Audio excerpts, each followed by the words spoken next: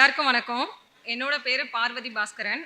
இங்கே August 2022 IBPS PO batch வந்து நான் ஜாயின் பண்ணேன். இப்போது ரீசனாக நடந்த ஆர்ஆர்பி பிஓவில் ரிசர்வ் லிஸ்ட்டும் ஆர்ஆர்பி கிளர்க்கும் கிளியர் பண்ணியிருக்கேன். இதுக்கு உண்மையிலே வந்து என்னோட ஃபேமிலி சப்போர்ட் தான். ஒரு அஸ்பிரண்டாக இருக்கிற எல்லாருக்குமே மெயினாக நம்ம எதிர்பார்க்குறது ஃபேமிலி சப்போர்ட், அப்புறம் ஃப்ரெண்ட்ஸு. எனக்கு ரெண்டுமே ரொம்பவே ஹெல்த்தியாக அமைஞ்சது.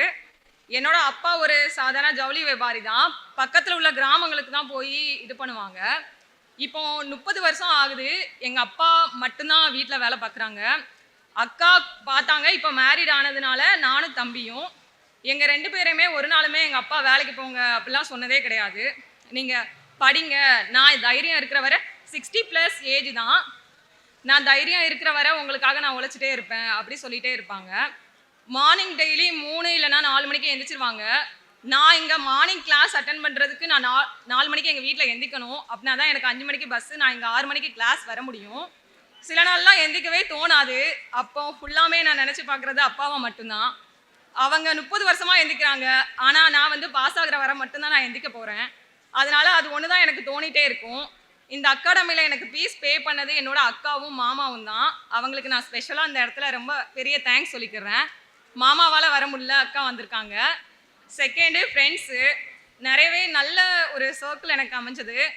என்னோட பெஸ்டி செல்வி, அஜி, தென் கிருத்திகா, பிரதி எல்லாருமே ரொம்பவே சப்போர்ட்டிவாக இருந்தாங்க. அப்புறம் நான் இங்கே அகாடமியில் நான் கோவில்பட்டியிலேருந்து பஸ்ஸில் வரும்போது நான் கிருத்தி பிரதி 3 பேர் வந்தோம். கிருத்தி ஆர்ஆர்பி பிஓ கிளியர் பண்ணாங்க. பிரதி அதே மாதிரி பிஓபி கிளியர் பண்ணிட்டாங்க. நான் ஒருத்தி தான் லாஸ்ட் வரை இப்போ வரை வந்துட்டு இருந்தேன். இப்போது நான் வந்து மெயின்ஸ் பேட்ச் ஸ்டூடெண்ட். நான் சூப்பர் பேட்ச் இது வரைக்கும் வந்ததே கிடையாது. ஆனால் ஒவ்வொரு டைமுமே சூப்பர் பேட்ச் எக்ஸாம் எழுதுவேன், ஆனால் ஃபெயில் தான். சரி, நம்ம எப்போ தான் அந்த சூப்பர் பேட்ச் அந்த பில்டிங்கில் போய் உட்கார போகிறோம் அப்படி சொல்லிட்டு நான் நிறையவே ட்ரை பண்ணிகிட்டே இருந்தேன்.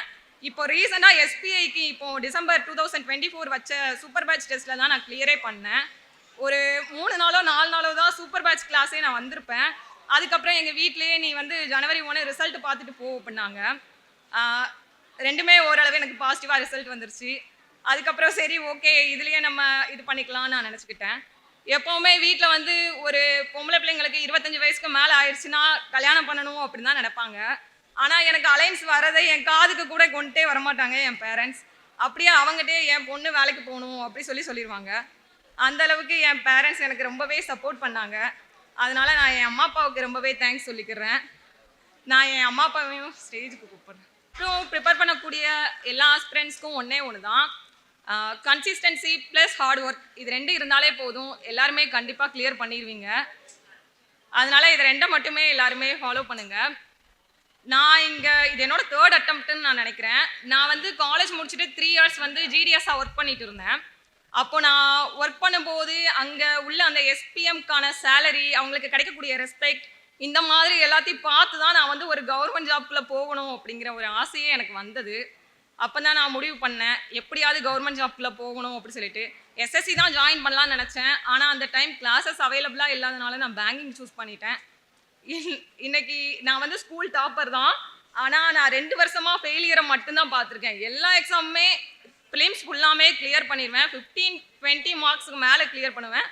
ஆனால் எல்லா மெயின்ஸுமே நான் ஃபெயிலியர் தான் பார்த்துருக்கேன். வருஷம் ஜனவரி 1 நான் அழுவேன், எனக்கு வந்து கிடைக்கலையே அப்படின்னு.